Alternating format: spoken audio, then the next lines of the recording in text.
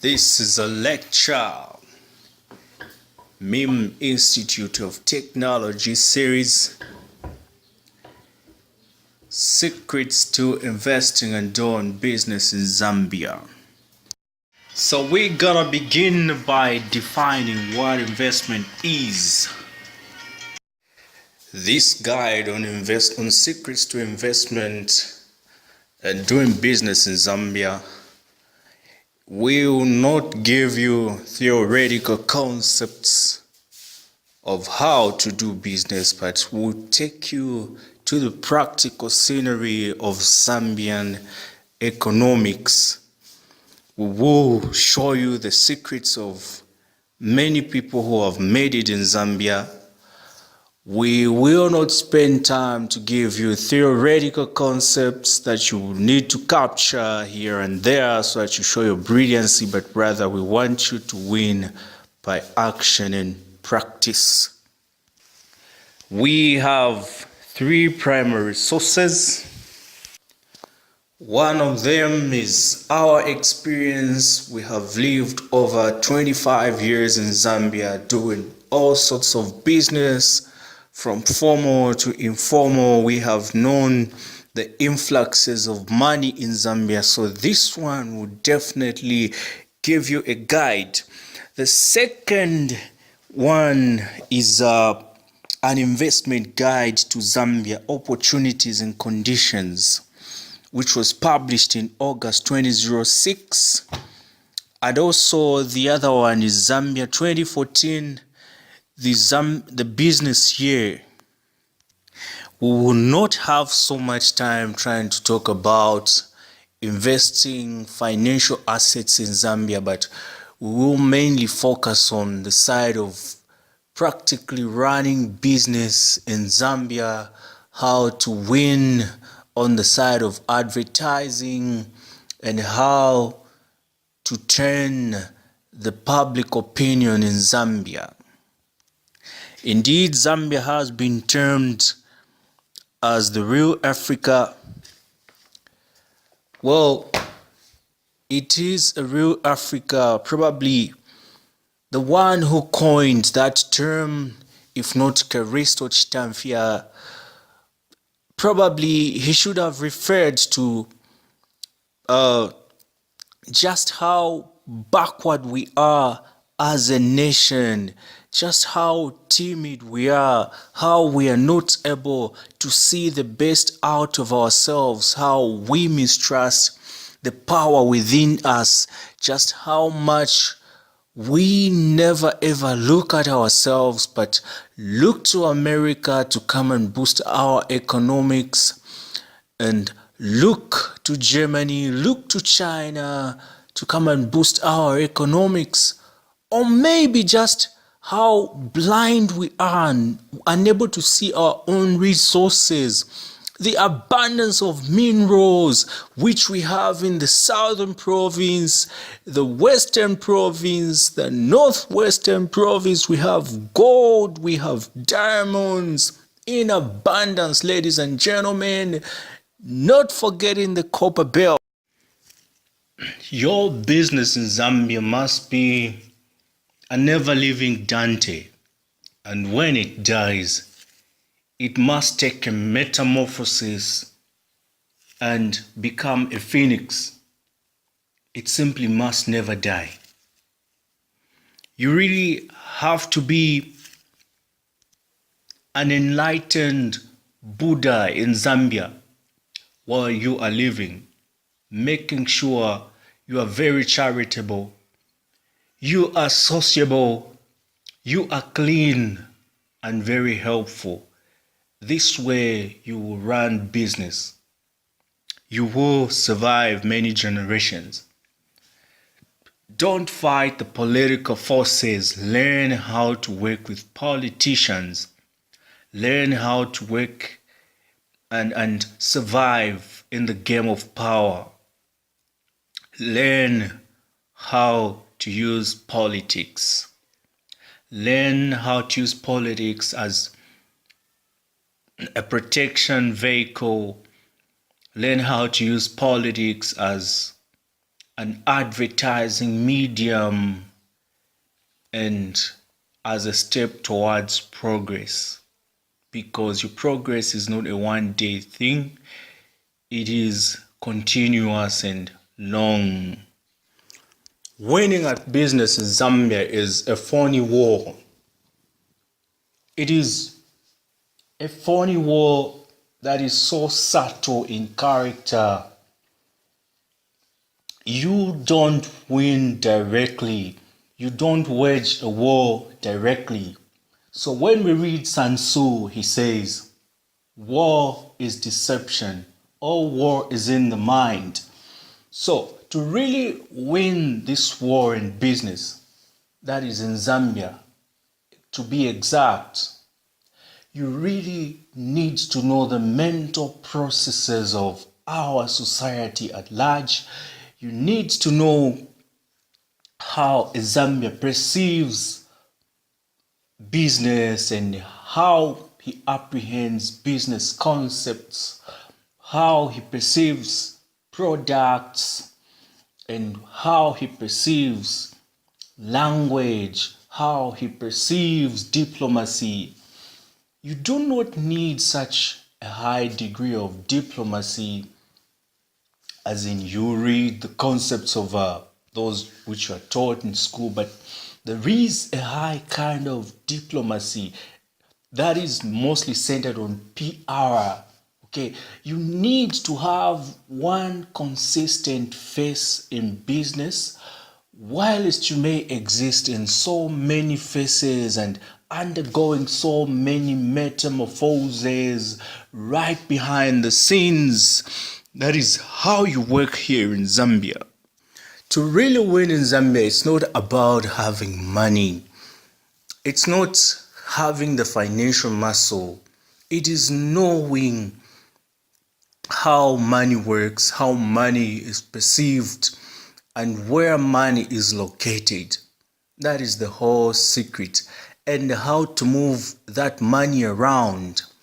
You see, you need courage in order to get this money, in order to tap into this potential.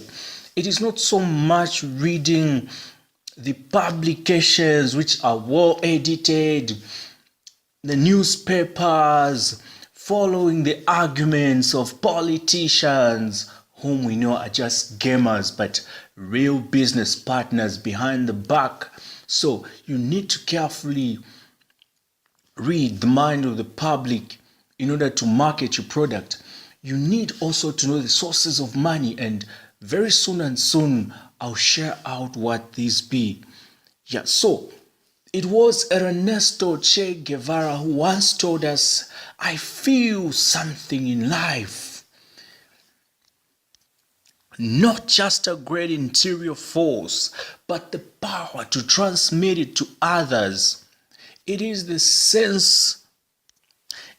the fatalistic sense of my mission which banishes all fears. So you have to be courageous, very tactful. You can transform yourself anytime, even if you transformed yourself on the outer world, but still on the inner side, you are the same, that courageous person. And to be courageous, you must know I have won this war. Delay is not an issue. In fact, you enter the scenery of business with total boldness, total fearlessness. You need to know on how to talk to authorities, what documents to present, what language to use to them, how to perceive their education. Actually, the education system is very, very important. If you know what somebody has studied, you will quickly perceive just what words to use, just what strategy to use, just what means to use in order to talk to them. But I do not mean corruption. I simply mean in an honest manner, very, very honest. I can assure you Zambians have a particular way of perceiving things, educate.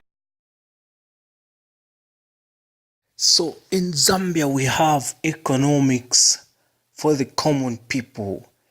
That includes grains such as beans, maize, rice, which is grown in the northern province, the western province, and also the southern province. These are grown in such areas, and it is the economics which is visible. It is the economics that is really seen, that everybody can participate, but the margins in this kind of economics is really so stiff, and the margins are very, very small, very competitive. You enter with difficult, you easily enter in, but you thrive with difficulty. There are such common products as farming products. We have such products as cattle in the southern province. Zambia is already tapping into this, and we have such things as other livestock amongst chickens, pigs, goats, and so on. All these are common amongst common people, but there are other benefits where you may not really see this, but in some places like the northwestern province, there are businesses that are existing. They are controlling the entire province, shaping the entire map of Zambia, directing the entire map of Zambia, and these are thriving on minerals. They are thriving on game. They are thriving on things such as oil. If you pass on into the western province, all these are there. In the southern province, we have so many minerals, of which we know Fort Monze was a place where the Britons and the Germans also contested over resources such as minerals and had a war. So this is where you have the entire potential. It's not just the copper belt. If you tend to Luapula province, you have serious minerals there. The emeralds, the rare earth metals, they are found right there. And many people who are careful are already tapping into this potential. They are already picking out and are playing the game at a very large scale, at a scale so subtle, a scale you cannot see. So these things are never talked of in the media. They are never promoted because they just want you to be blank about them. So I will give you an overview of the geography of Zambia, and also will take you through the economy. So beginning with the geography, we have an area of 752,618 kilometers. That is the area we cover, and the total population of about 14.54 million people, and a length of land borders is 5,664 kilometers, and our life expectancy is 57. Our GDP and current prices, that is 2013 IMF estimates, it is about 22.445 billion US dollars, and the inflation rate at the end of 2013 was 7.10%, and the current account surplus in 2013 is $216 million, and the unemployment rate is 7.8%. The political structure is a presidential representative democratic republic, and the legislative power is the National Assembly of Zambia. Then at the time, the president then was President Michael Sata of the PF government, which continues up to 2018. The head of government is still same President Michael Sata. Now let us go over these are excerpts from the business year 2014, and we are going to pick some excerpts from the economy of Zambia. So the Zambian economy fended off multiple challenges over the course of the year, finding itself vulnerable to currency fluctuation as talk of US Federal Reserve tapering caused ripples in developing economies. A weakened currency led to inflationary pressure as imported food prices rose, with the Bank of Zambia tightening up monetary policy to keep the beast at bay. Inflation stood at 8% in August 2014, well above the board's target of 6.5 for the year, but remained relatively stable thanks to the institution's timely intervention.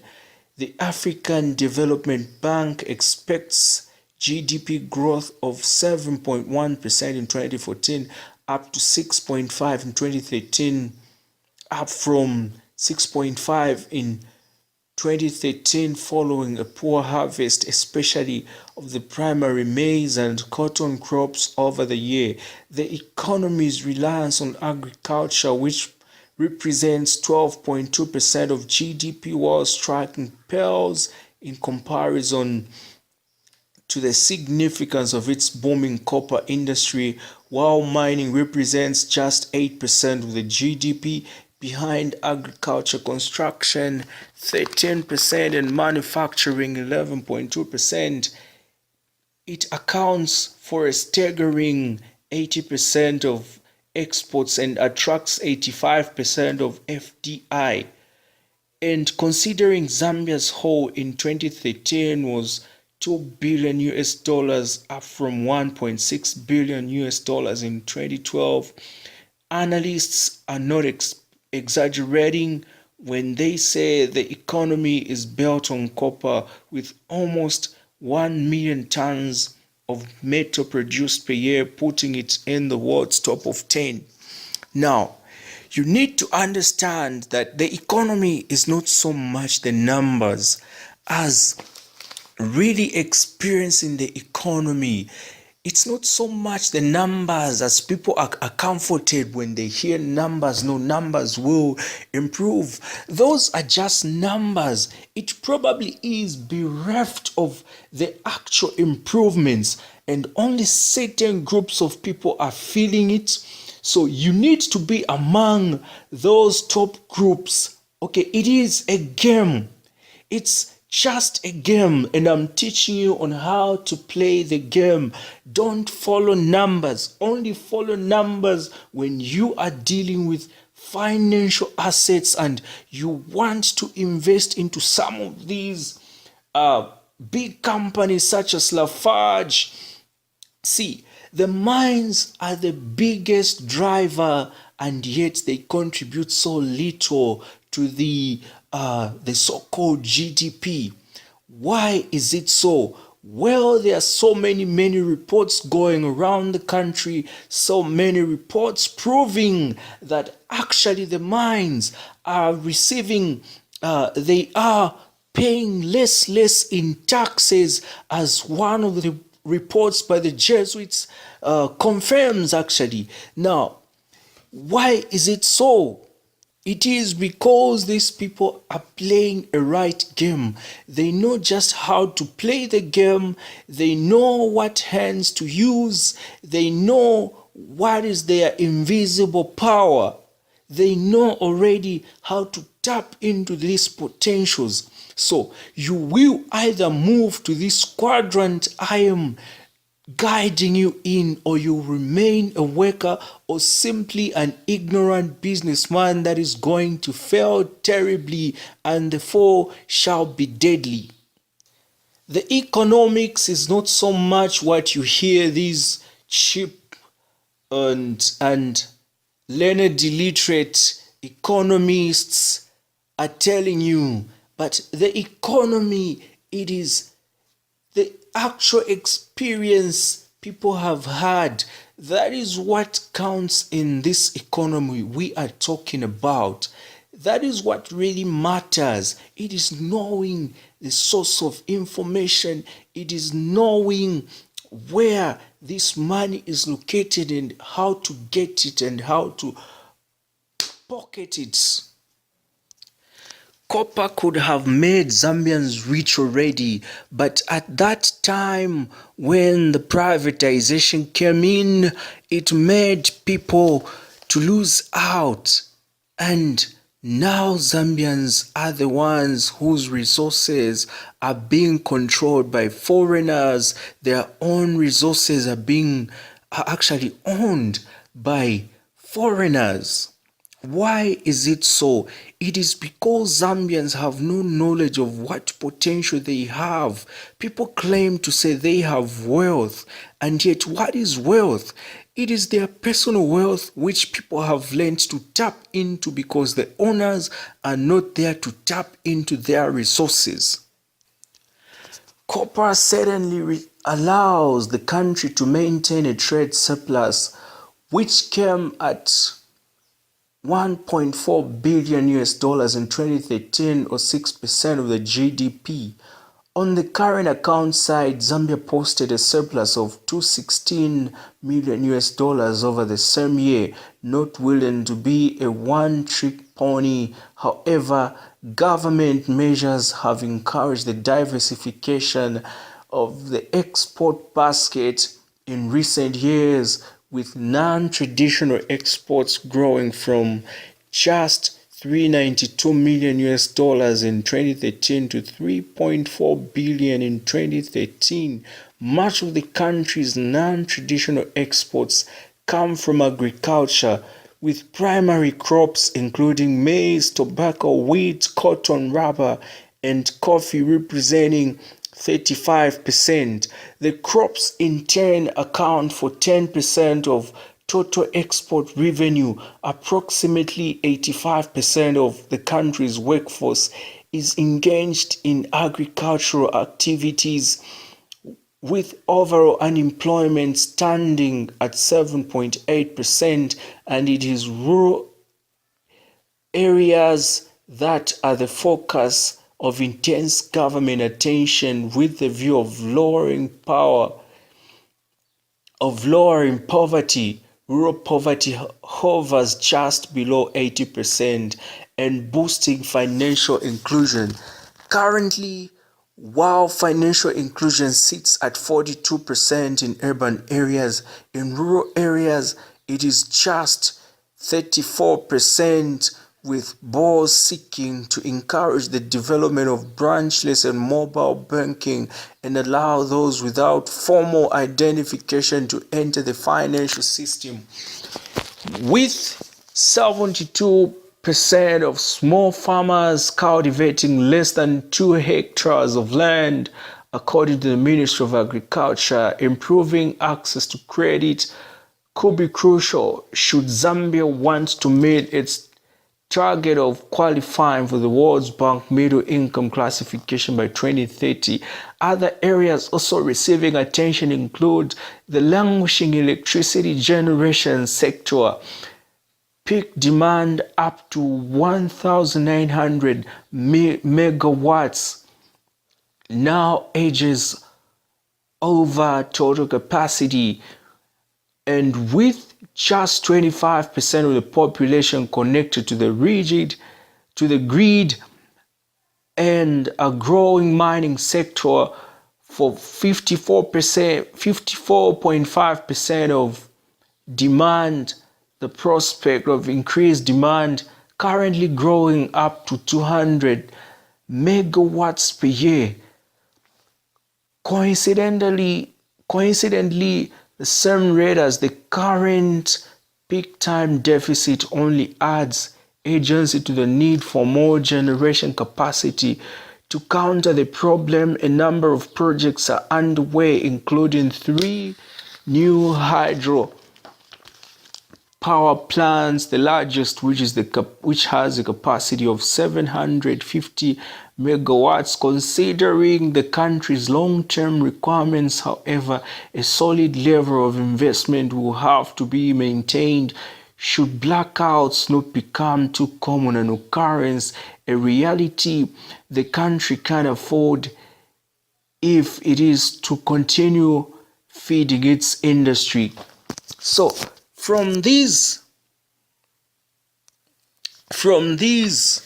few excerpts right here, we can see where the next potential is lying in the next 10 years, where you can direct your financial instruments as a business. We have in hydropower, actually power itself, in mobile banking.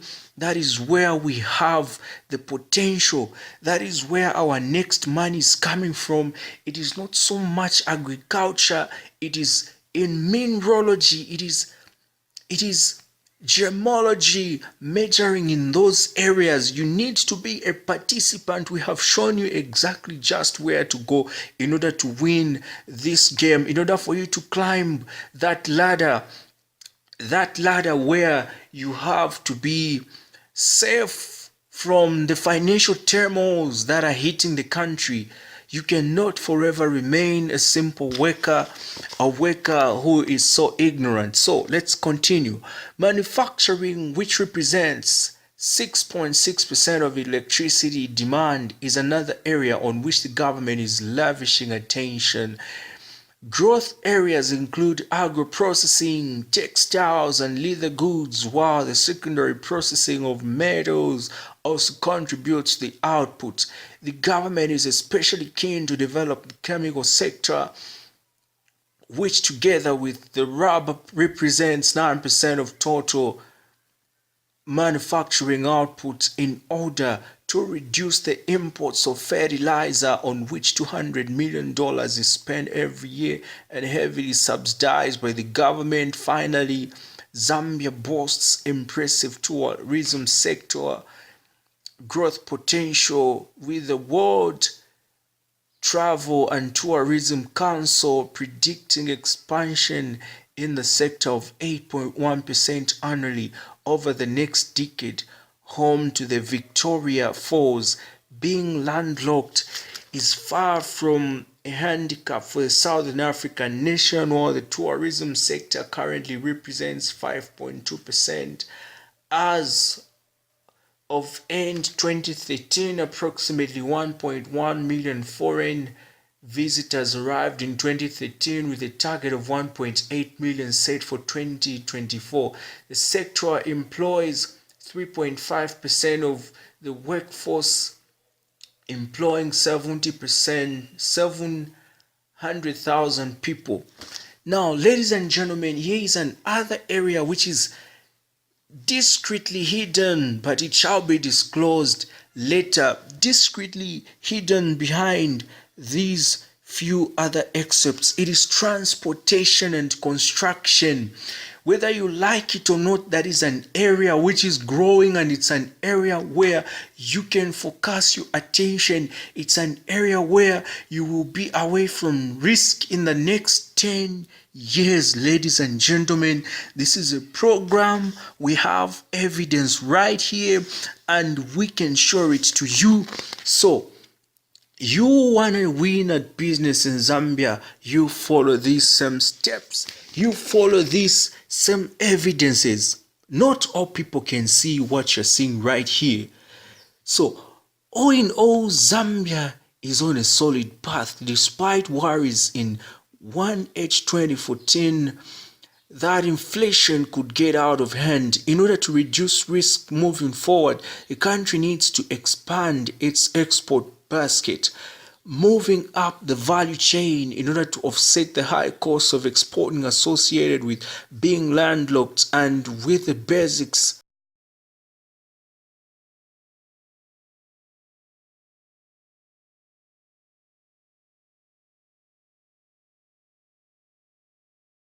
So let's begin to tap in these areas one by one. area number 1 is the finance of Zambia.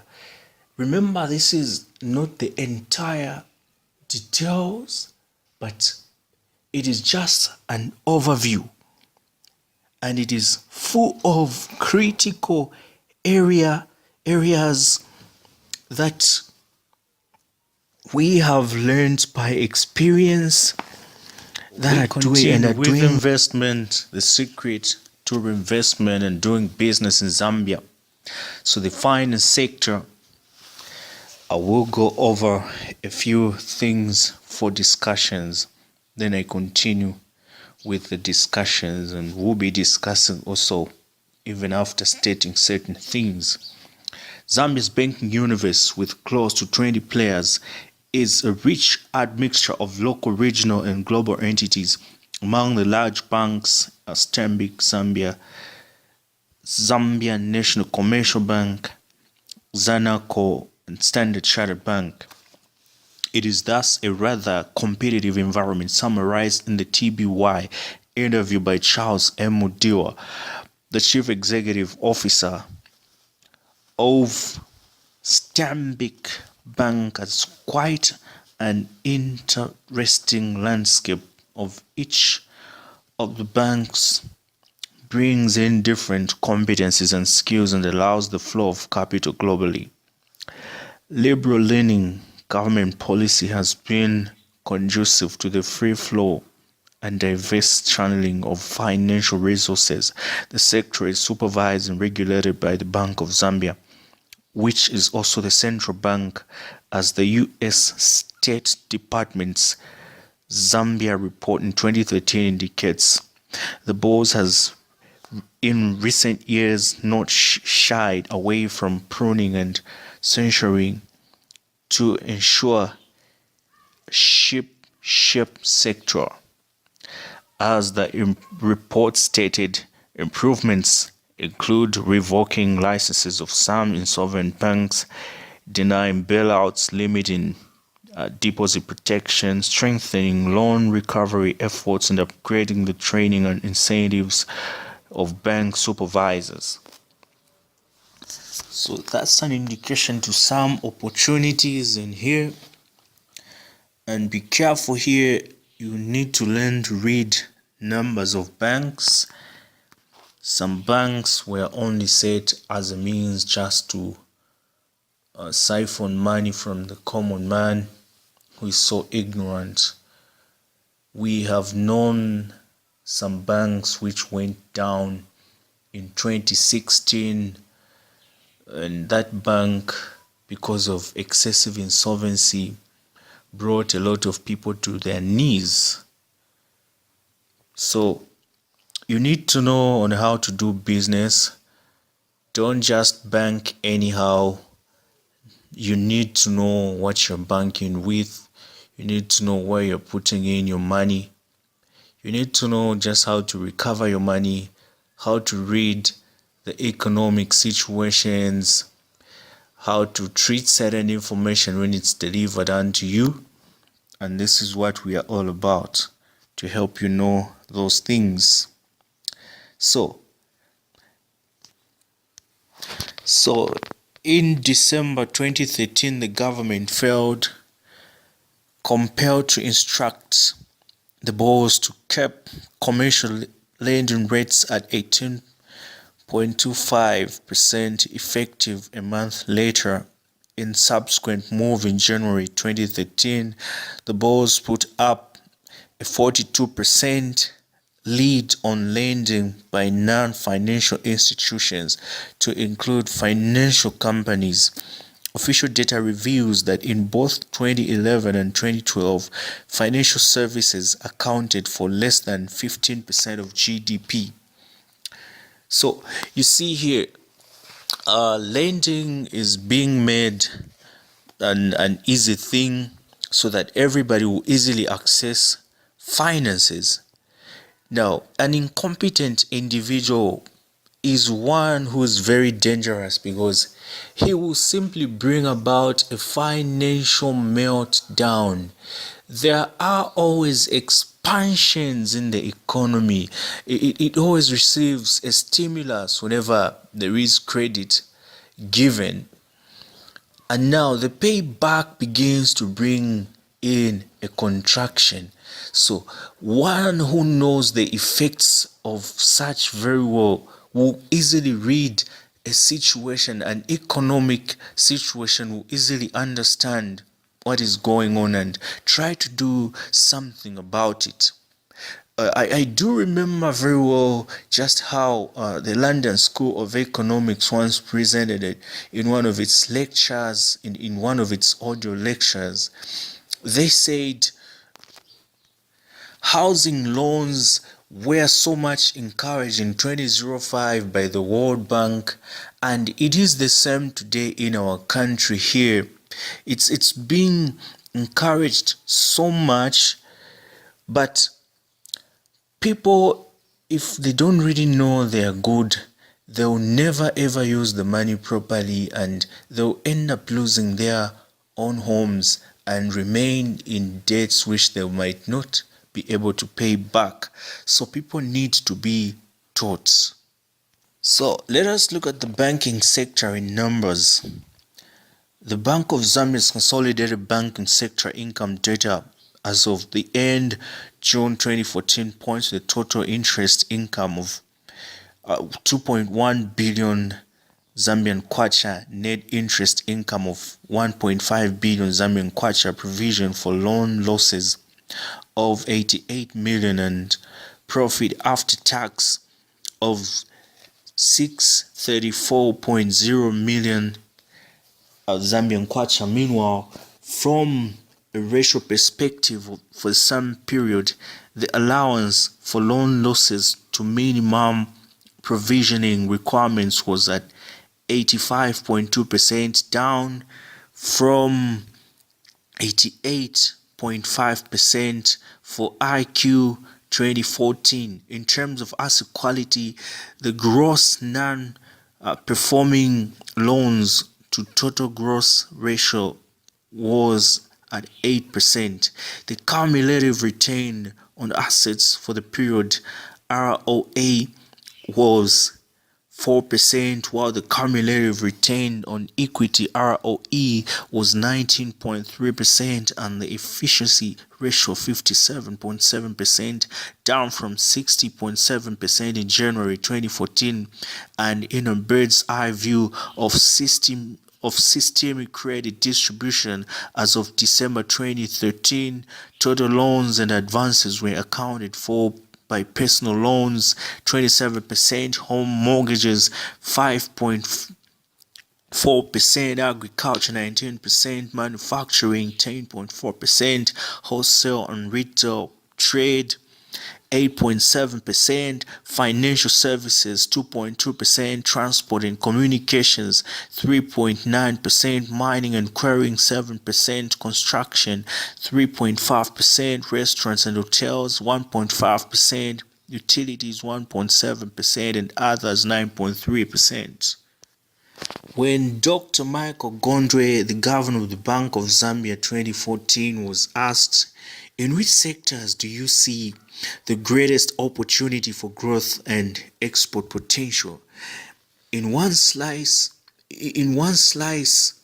instance, he said, in view of the nation's electricity supply deficit following high growth rates and high regional demand for energy, investment in more electricity generation would spur growth and earn the country's more foreign exchange. So that is what he says. He is pointing out an area where government is actually concentrating, where an investor needs to put his money. Another question came to him: what steps is the Bank of Zambia taking to boost financial inclusion in Zambia, and what are your targets in this respect? He said, the financial sector has shown tremendous volume growth over time, with total assets increasing from 4.67 billion Zambian kwacha in 2002 to 45.98 billion by end June 2014. So you can see the radical change right there, that big leap in this area, meaning this is an area that is so important. If you cannot invest in this area, you're a failure. Then another statement, it says, third, the development of unified collateral registry will encourage lenders to accept diverse movable property as collateral for credit, such as accounts receivable, livestock, equipment, vehicles, and so on, thereby increasing access to finance, especially for SMEs. Now, in financial investigations, we did learn that this is increasing an opportunity for unclean money to have to enter, to get back into the normal economy, not the black economy. So here one needs to be careful and be watchful as well, not to simply submit to everything he sees. Now, here's another question. What is your medium-term outlook the Zambian economy? He says, there are a number of power plants, upcoming rail and road rehabilitation is progressing well, education facilities are being improved, and new ones under construction, which include new health facilities. There is a broad-based FDI placement and increasingly diversified export base. Ladies and gentlemen, there is nothing more to that than what you hear. These are the areas which you need to target. A governor of the Bank of Noges, that is Oystein Olsen, in two of his 5 pillars, he says, that is under financial stability analysis and reporting. He says, Noges Bank has worked with BOS in developing tools for analysis, including stress testing, early warning indicators, financial stability indicators, and crisis preparedness. So these are some of the things you can also use to assess the stability of finance, the most likely changes to happen. These are the major things you can use. Then another pillar is currency management, and he says Zambia is still largely a cash-based economy. Watch that carefully. Now, here is more exciting news from the government. Bruce Dick, as Zanaco CEO, says, we fundamentally believe that if you bring people into banking and connect them to the financial world, it is the starting point in terms of getting better involvement in the economy and better GDP growth. So it is not a solution that's going to solve poverty, but it's like a prerequisite. So he goes on, we are looking at things like mobile money where you can start to penetrate the market. And further to this, we hear this 3-year project supported as well by the MasterCard Foundation is an initiative of the World Bank to strengthen financial inclusion in sub-Saharan Africa. So here are the areas, ladies and gentlemen. There are no better areas you will do well in terms of finances and so on. This is the area. And also, you turn to the stock exchange markets, that is the Lusaka Stock Exchange Markets, and this one is regulated by the Banking and Financial Services Act of 1994, and it was amended in 2000, and the Securities Act of 1993. So the LUS is claimed to be a non-profit limited liability company on which trading is executed in Zambian kwacha between the hours of 11 and 14 hours with T+3 clearing and settlement. Okay, so According to the Moon Eye data, the market capitalization of listed companies as percentage of GDP dropped from 20.87% as of 2011 to 14.6 for 2012, ranking the Bourse 68th out of 116 nations.